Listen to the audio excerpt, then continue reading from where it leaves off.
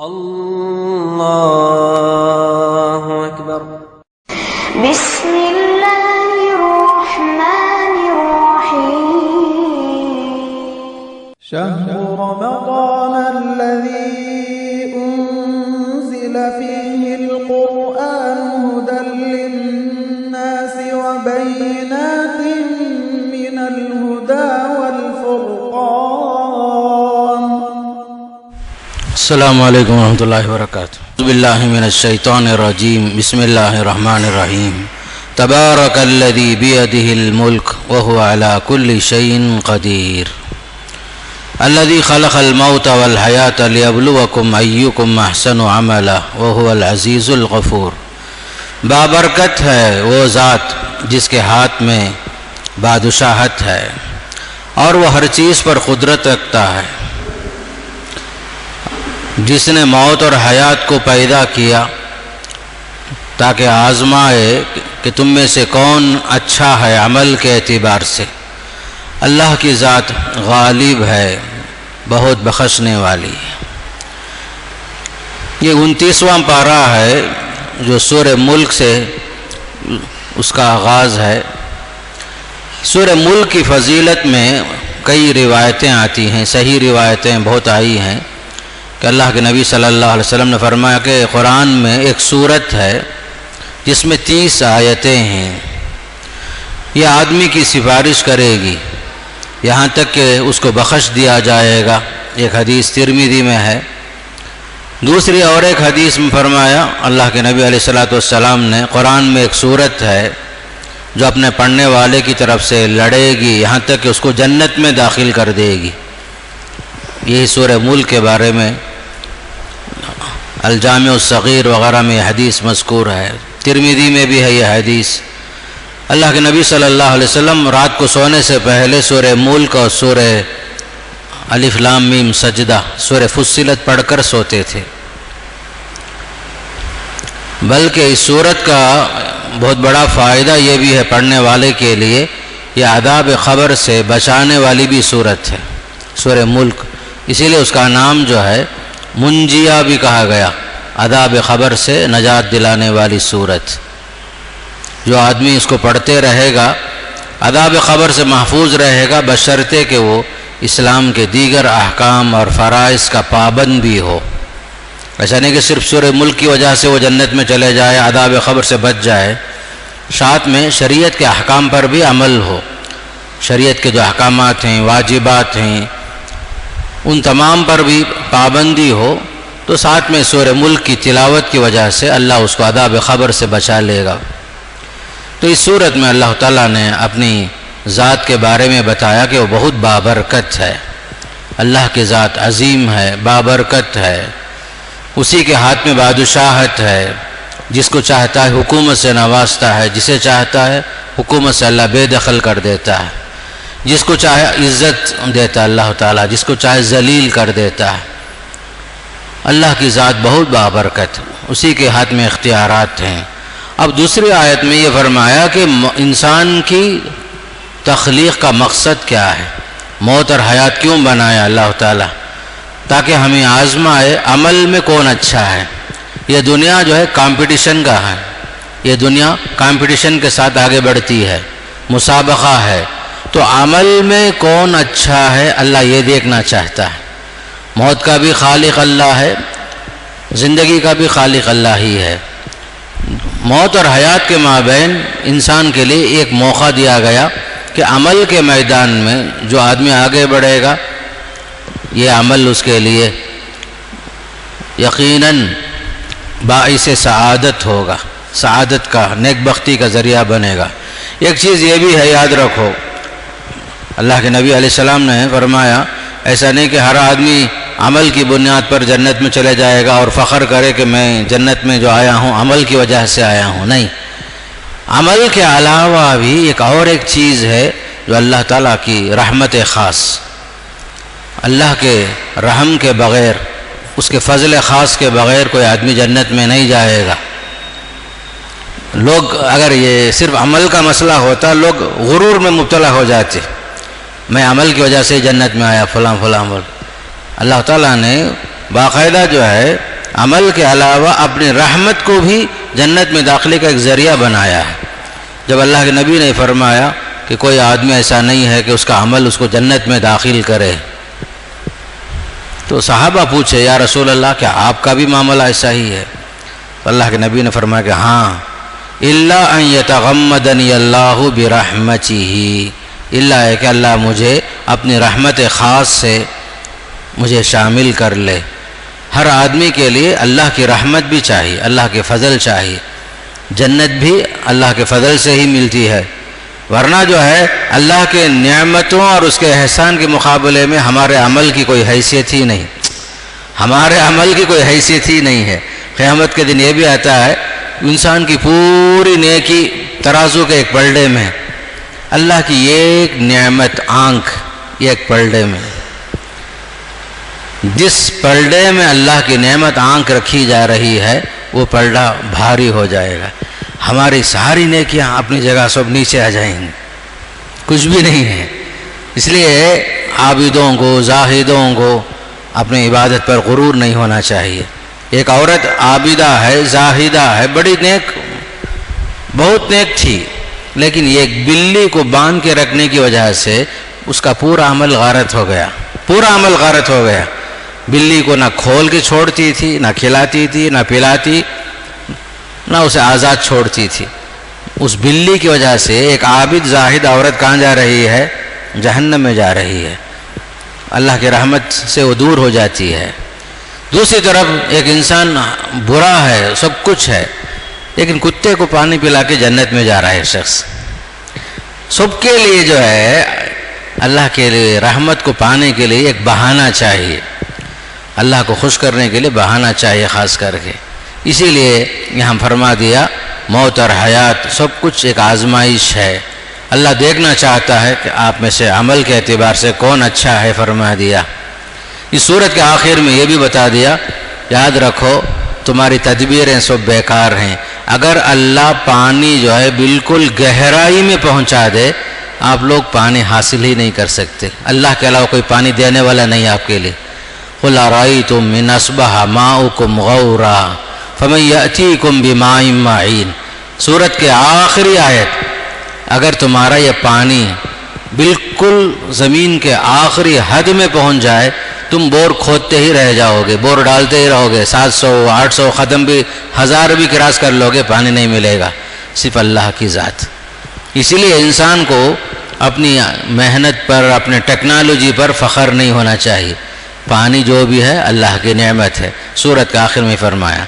سورہ قلم میں پیارے نبی صلی اللہ علیہ وسلم کو تسلی دی جا رہی ہے کہ قلم کی قسمیں کھائی جا رہی ہیں، قسم ہے قلم کی، نون والقلم وما یسطرون، جو کچھ کہ وہ لوگ لکھتے جا رہے ہیں اس کی بھی قسم۔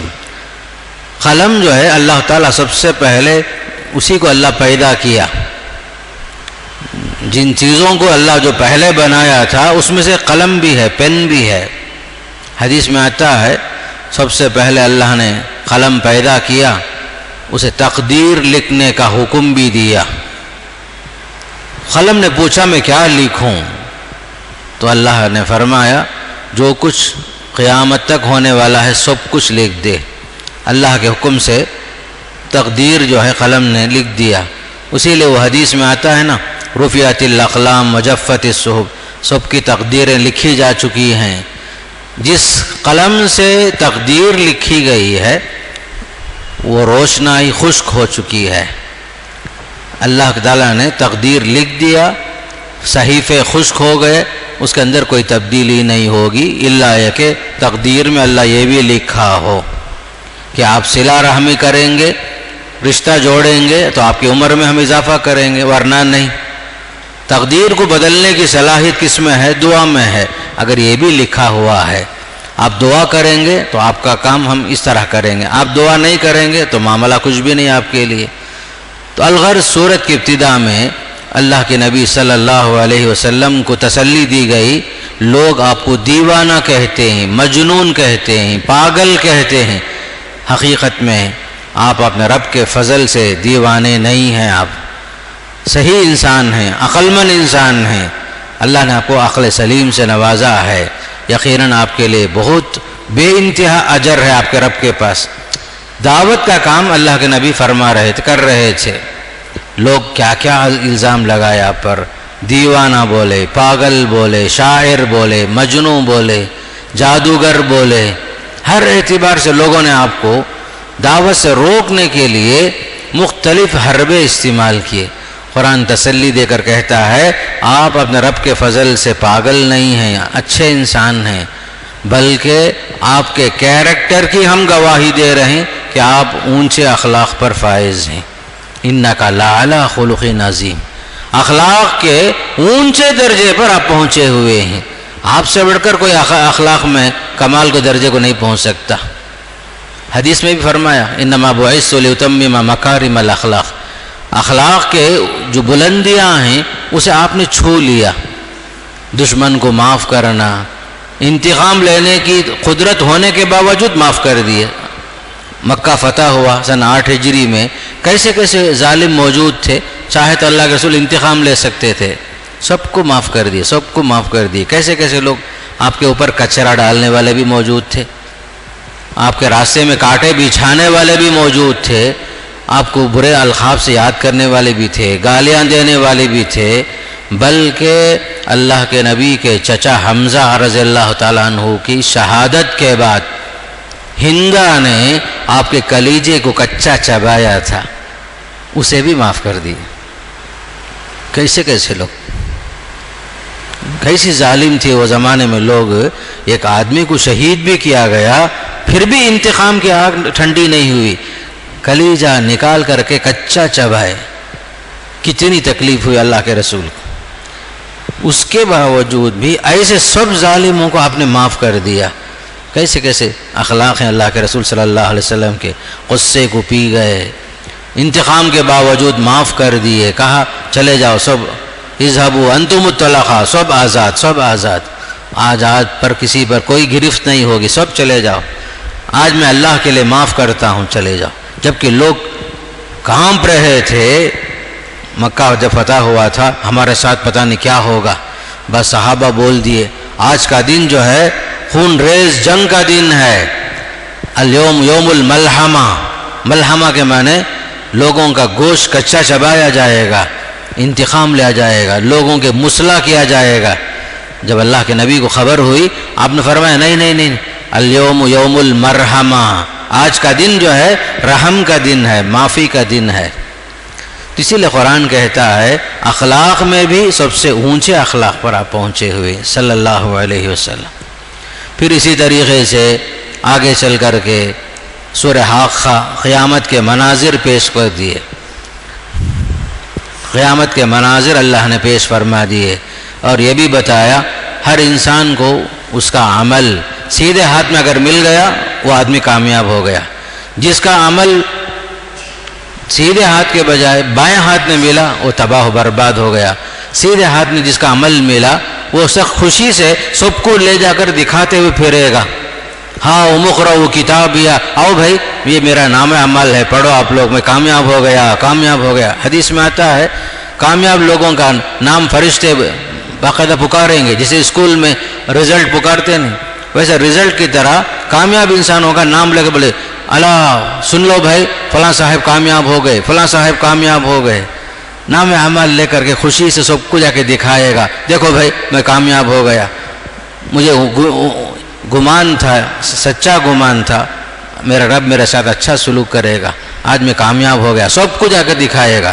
دوسرا انسان وہ ہے جس کے نام اعمال بائیں ہاتھ میں ملے گا، ملنے کے ساتھ وہ پریشان ہو کر بولے گا کاش مجھے یہ نام اعمال نہیں دیا جاتا تو بڑا اچھا تھا، یا لیتنی لم اوت کتابیہ ولم ادری ما حسابیہ، مجھے حساب و کتاب نہیں جانتا تو اچھا تھا، میں ما اغنی عنی مالیہ، کیا بولتا ہے دیکھو انسان، میری دولت مجھے کام نہیں آئی، زندگی بھر کمایا کمایا کمایا، پیسے جمع کیا، میرا مال آج کام نہیں آیا، حلال حرام کی تمیز سب چھوڑ کے کمایا، حرام پیسے بھی جمع کیا، لوگوں کے پیسے ہڑپ کر کے جمایا، سب پیسے تھے میرے پاس، آج وہ دولت کام نہیں آ رہی ہے، ہلک عنی سلطانیہ، میری حکومت سلطنت سب ختم ہو گئی، تباہ ہو گئی، آج کوئی چیز کام نہیں آ رہی مجھے، یہی بولتے رہے گا، فرشتے آ کر کے اس کو لے جائیں گے، زنجیروں میں جکڑ کر کے لے جائیں گے، اس کو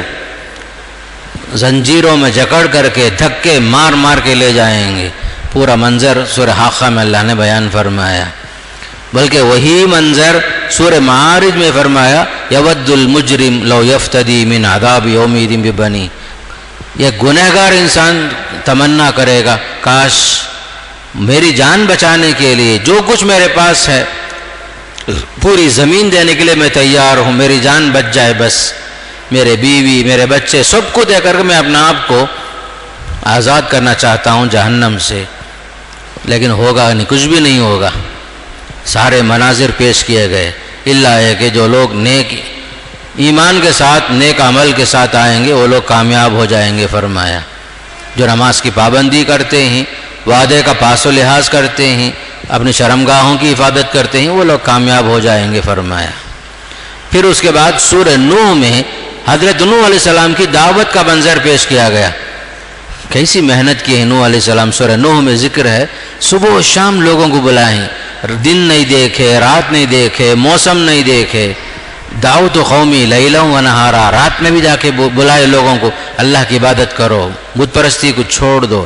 ایک دن دو دن نہیں، 950 سال بلائے۔ ظالم لوگ کیا کرے معلوم، اپنے انگلیاں کانوں میں رکھ کر کان بند کر لیے، حضرت نوح علیہ السلام کی بات سننا نہیں بول کر، ایسے ظالم لوگ تھے۔ کلما دعوتهم لتغفر لهم جعلوا اصابعهم في آذانهم واستغشوا ثيابهم، کپڑے میں اپنا چہرہ ڈھانپ لیتے تھے، سننا نہیں چاہتے تھے، ایسی متکبر قوم تھی۔ آخر میں نوح علیہ السلام مجبور ہو کر بد دعا کر دیے 950 سال کے بعد۔ فدعا ربہ، دعا کیے رب سے، اللہ کو پکارے، انی مغلوب فانتصر، میں مغلوب ہو گیا ہوں، میری مدد کر، اس سے بڑھ کر میرے ہاتھ سے نہیں ہوتا۔ کتنے دن، کتنا سال، 950 سال دعوت دیتے دیتے دیتے پریشان ہو گئے، مجبور ہو گئے۔ اس قوم کے بارے میں سورہ نوح میں یہ بھی ہے، یہ لوگوں کے اندر بت پرستی کیسے آئی۔ بت پرستی جو آئی ہے، اصل میں شیطان کیا کیا، جب ان کے نیک لوگ صالحین جب انتقال ہو گئے، آگے بولا تمہارے بابا تمہارے دادا فلاں فلاں بڑے اچھے نیک لوگ تھے، ان کو ہمیشہ یاد رکھو بھائی۔ پہلے جو ہے ان کی محبت دلوں میں لایا، کیسے یاد رکھنا، ان کا مجسمہ بنا کے گھر میں رکھو، یہ سب اللہ والے لوگ، بڑے نیک لوگ، یہ سب بزرگ لوگ تھے، ان کا مجسمہ بنا کر کے باقاعدہ جو ہے اپنے گھروں میں رکھنے کی دعوت دیا۔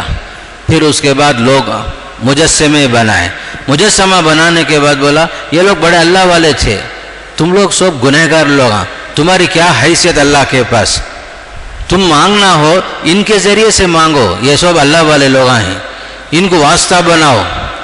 ایسا جو ہے چند بزرگوں کے بت شکل صورت مجسمہ بنا کر اللہ سے قریب ہونے کے لیے، ان کو ذریعہ بنانے کے لیے شیطان نے لوگوں کے دلوں میں شرک کا راستہ ایسے کھول دیا۔ سب سے پہلے جو ہے لوگوں کی عقیدت دلوں میں بٹھایا، محبت بٹھایا، پھر اس کے بعد ان کی صالحیت کو ٹارگٹ بنا کر رکھے، کہا کہ ان کے ذریعے سے مانگو تمہاری مراد پوری ہو جائے گی۔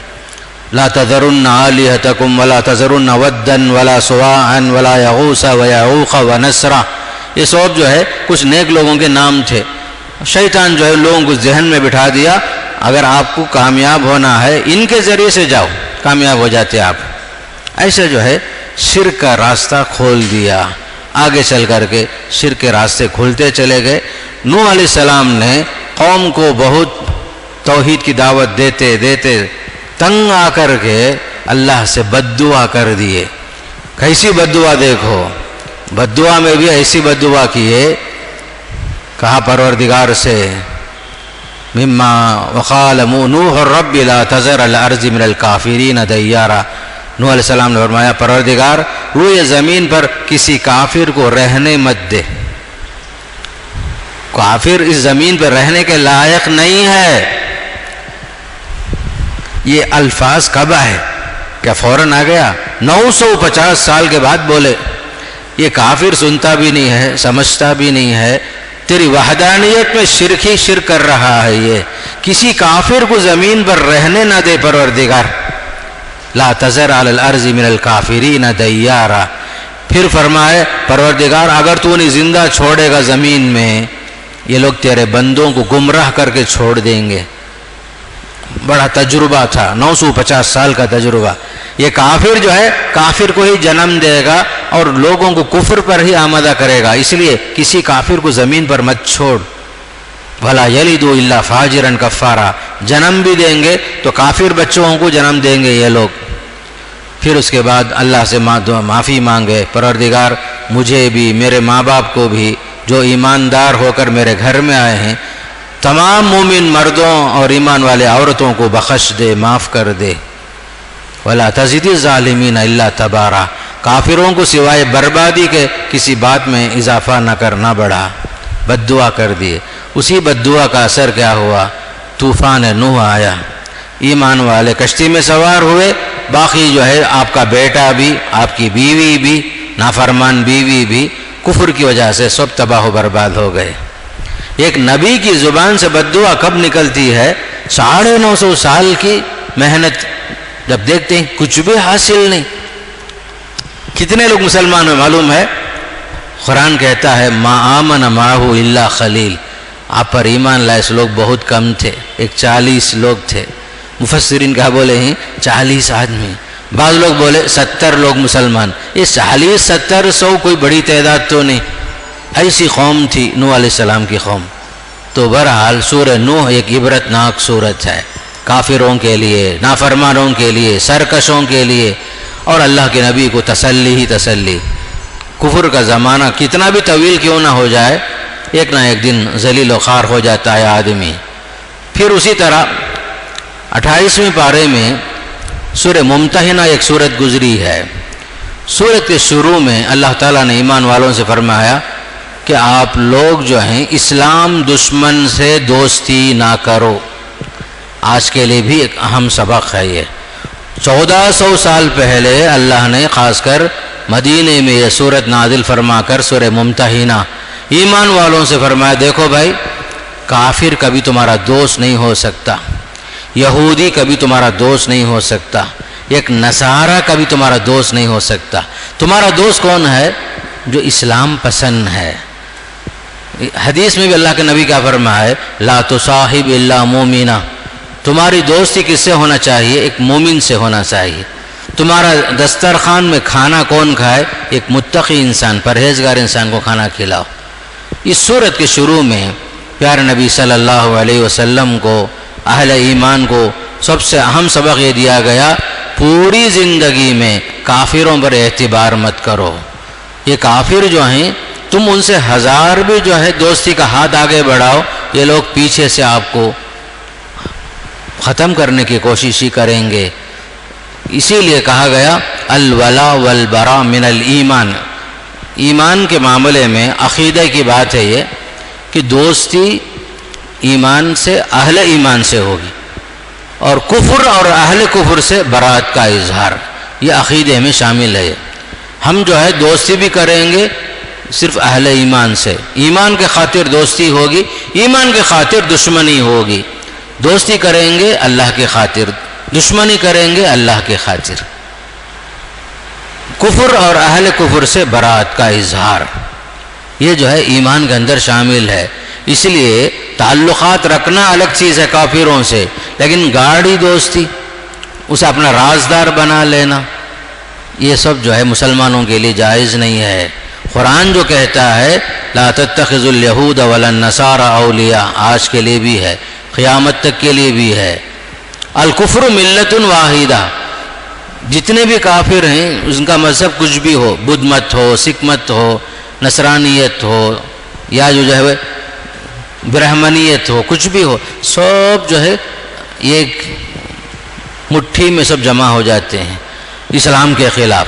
اس لیے کہا جا رہا ہے جو اسلام کا دشمن وہ تمہارا دشمن، جو اللہ کا دشمن وہ تمہارا دشمن ہے.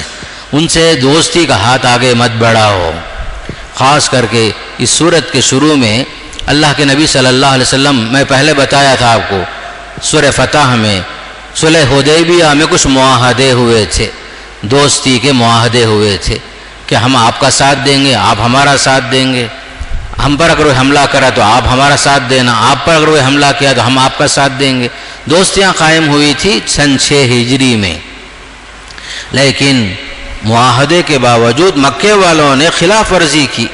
ابھی مکہ فتح نہیں ہوا تھا، اس وقت جو ہے خلاف ورزی کیے، مسلمانوں کی کو جو ہے خفیہ طور پر لڑائی کی تیاری کا حکم اللہ کے رسول صلی اللہ علیہ وسلم نے دے دیا۔ دیکھو مکے والے ہمارے ساتھ وعدہ خلافی کر رہے ہیں، آپ نے خفیہ طور پر سیکریٹ انداز میں صحابہ کو بولے اب ہم لوگوں کو مکے والوں پر چڑھائی کرنا ہے، آپ لوگ خفیہ طور پر تیاری کر لو۔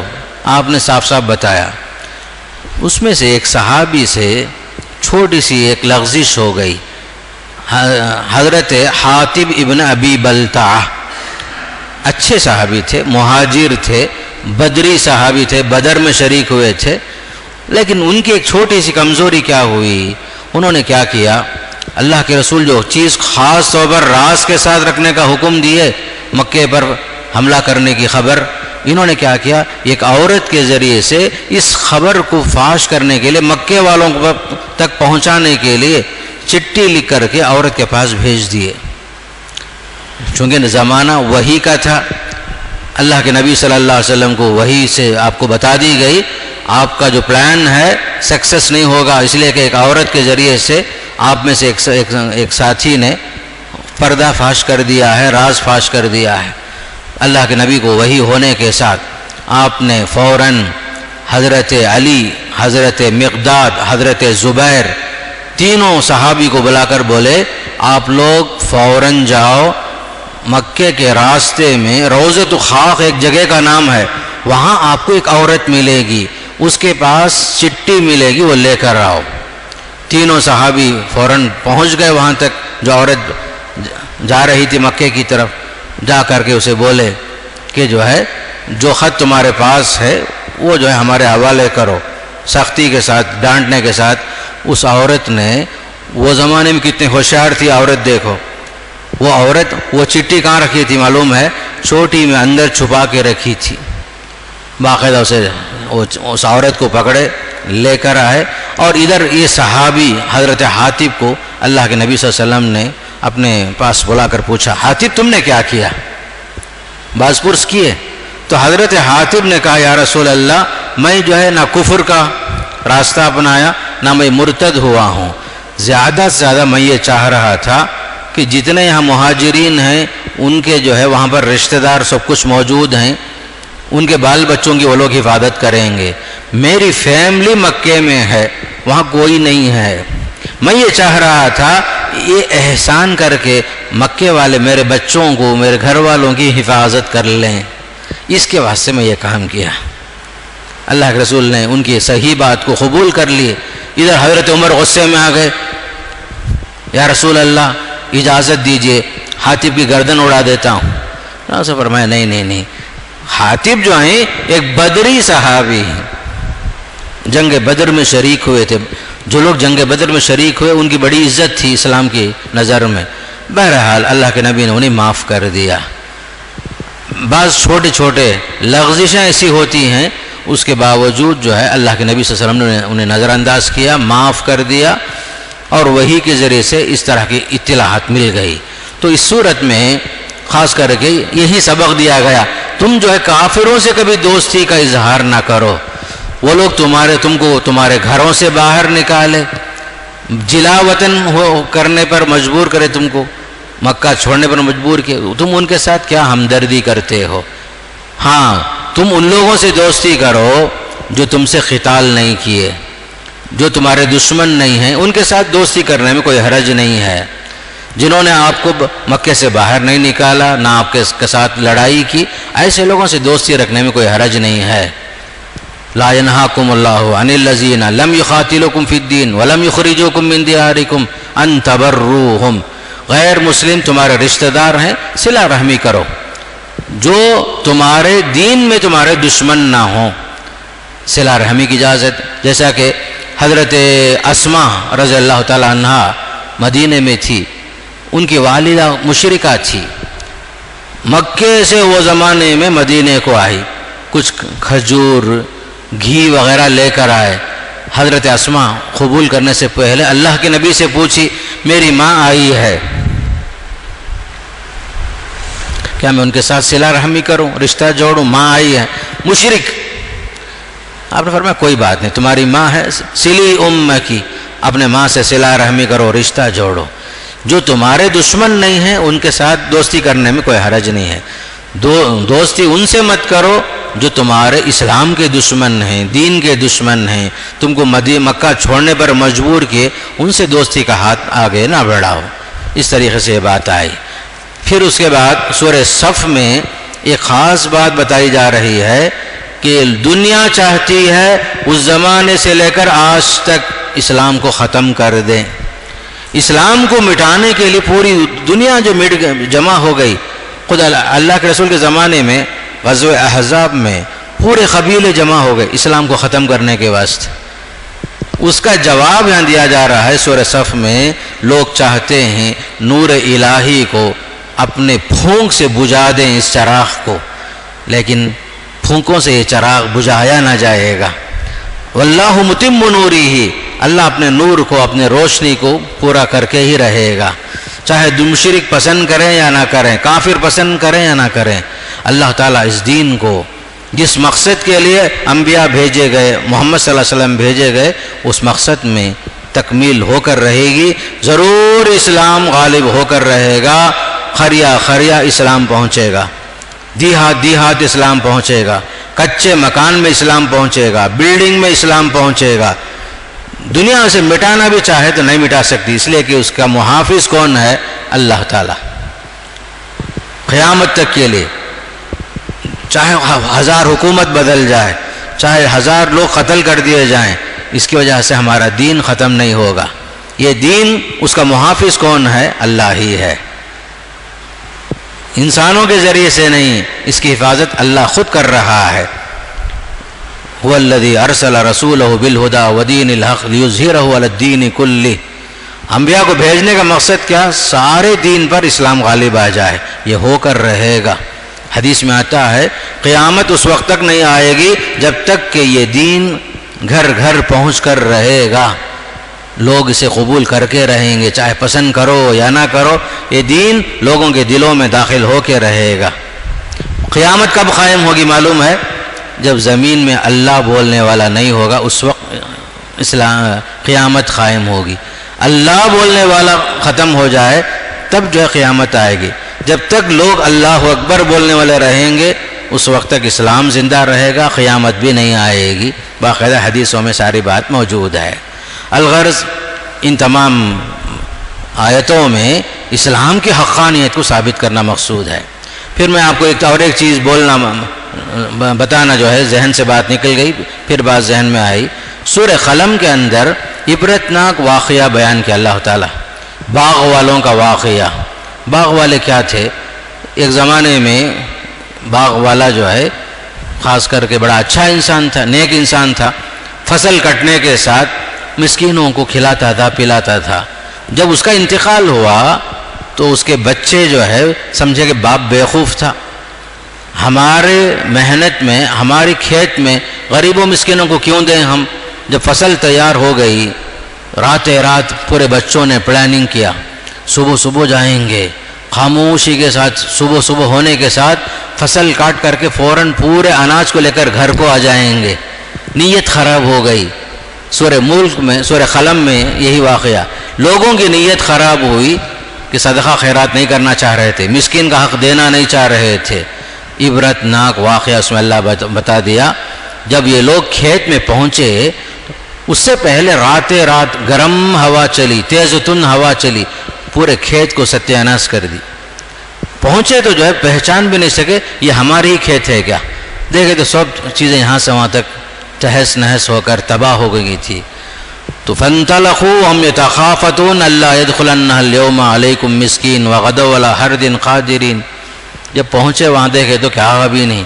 تو جو آدمی جو ہے جس کی نیت اچھی ہوتی ہے اللہ اس کے کمائی میں برکت دیتا ہے، اس کے اناج میں، اس کے فصل میں، سب کچھ اللہ برکت دیتا ہے. نیت کی خرابی سے آدمی تباہ و برباد ہو جاتا ہے. اس لیے ہمیشہ جو ہے اللہ اگر دولت بھی دے، کچھ بھی دے اللہ تعالیٰ، اس میں دوسروں کا بھی حق تسلیم کرنا، غریبوں، فقیروں، مسکینوں سب کا حق ادا کرنا. اس کے بغیر جو ہے دولت محفوظ نہیں ہوتی. اس کی واضح مثال اللہ نے سورہ قلم میں بیان فرمایا. الغرض پوری کتاب یعنی قرآن مجید شروع سے لے کر آخر تک عبرت کی کتاب ہے، نصیحت کی کتاب ہے، ہدایت کی کتاب ہے. اس پر عمل کرنے والا دنیا میں بھی کامیاب ہوگا، آخرت میں بھی کامیاب ہوگا. قرآن پر عمل نہیں کرنے والا کہیں بھی جو ہے نہ گھر کا نہ گھاٹ کا معاملہ ہوگا. اس لیے قرآن کی ہر چیز کو سمجھو کہ قرآن ہم سے مخاطب ہے. ایسا نہیں کہ قصے کی کتاب ہے، مہابھارت ہے، یہ نہیں. قرآن جو ہے کتاب عمل ہے. قرآن کیا ہے؟ کتاب عمل. ایک آئینہ ہے. قوموں کی تاریخ، قوموں کا عروج، قوموں کا زوال. قوم ترقی کرتی ہے کس وجہ سے کی؟ قوم ذلیل و خوار ہوئی تو کس وجہ سے ہوئی؟ قوم کی زندگی میں اچھائیاں آئیں تو کس وجہ سے آئی؟ پوری چیز کو قرآن جو ہے ایک تصویر کی شکل میں پیش کرتا ہے. قرآن ایک آئینہ ہے یہ. اس لیے خاص طور پر قرآن کے اس نقطے کے ساتھ اگر آپ آگے بڑھیں گے تو زندگی میں سدھار آئے گا، زندگی میں اللہ تعالیٰ برکت دے گا. خاص کر کے دنیا بھی ہماری سنورے گی، آخرت بھی سنور جائے گی. اللہ تعالیٰ مجھے بھی آپ کو بھی قرآن پر عمل کر کے دنیا میں بھی آخرت میں بھی کامیاب ہونے کی توفیق نصیب فرمائے. سبحان ربک رب العزت عما یصفون وسلام علی المرسلین والحمد للہ رب العالمین.